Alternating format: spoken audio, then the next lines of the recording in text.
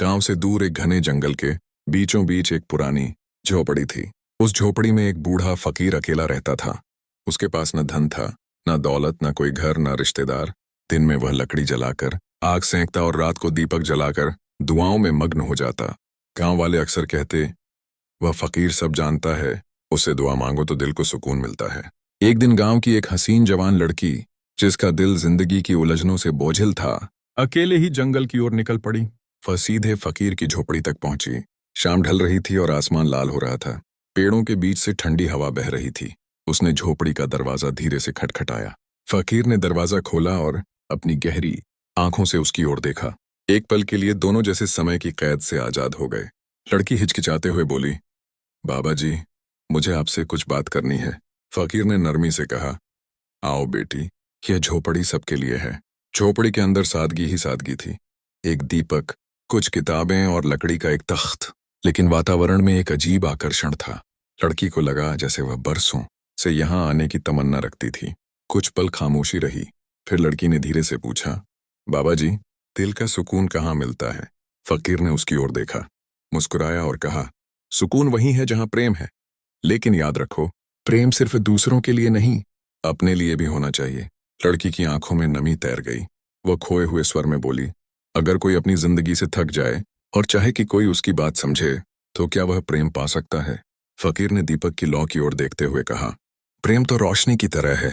कभी दीपक जलाने वाले के हाथ में आ जाता है और कभी खुद किसी भटकी हुई आत्मा को ढूंढ लेता है। यह सुनते ही लड़की के दिल में एक नरमी सी उतर गई। उसके भीतर एक अजीब सी चाह जाग उठी कि वह बार बार इस फकीर से मिले। अगले दिन, फिर उसके अगले दिन वह आती रही। कभी फूल ले आती, कभी पानी का घड़ा। फकीर और वह जवान लड़की घंटों बातें करते। उन बातों में सिर्फ नसीहत ही नहीं, बल्कि एक अजीब सी चाहत भी छिपने लगी। फकीर की आंखों में उम्र का बोझ था, लेकिन दिल की गहराइयों में वह मोहब्बत की रोशनी थी, जिसे वह खुद भी कभी महसूस नहीं कर पाया था। लड़की को ऐसा लगता जैसे वह इस झोपड़ी में आकर खुद को पहचानने लगी है। यूं समय बीतता गया। जंगल के पेड़ भी गवाह बन गए कि एक तन्हा फकीर और एक हसीन लड़की की कहानी सिर्फ शब्दों में नहीं, बल्कि दिलों की खामोश जुबान से लिखी जा रही थी। झोपड़ी के बाहर गूंजती हुई आवाज ने फिजा को हिला दिया। लड़की फकीर से लिपट गई। उसके दिल की धड़कन फकीर के कानों तक सुनाई दे रही थी। फकीर ने चिराग दोबारा जलाया। लौ कांप रही थी, जैसे हवा में कोई अनदेखी ताकत मौजूद हो। फकीर ने गहरी सांस ली और बोला, यह जंगल बरसों से मेरा ठिकाना है, लेकिन आज जो आया है वह मेरा पुराना दुश्मन है। लड़की हैरान होकर बोली, दुश्मन? आपका? फकीर ने आसमान की तरफ देखा। उसकी आंखों में एक अजीब रोशनी जागी। हाँ, मैं फकीर जरूर हूं, मगर कभी मैं भी इंसान हूं कि दुनिया में एक ताकतवर था।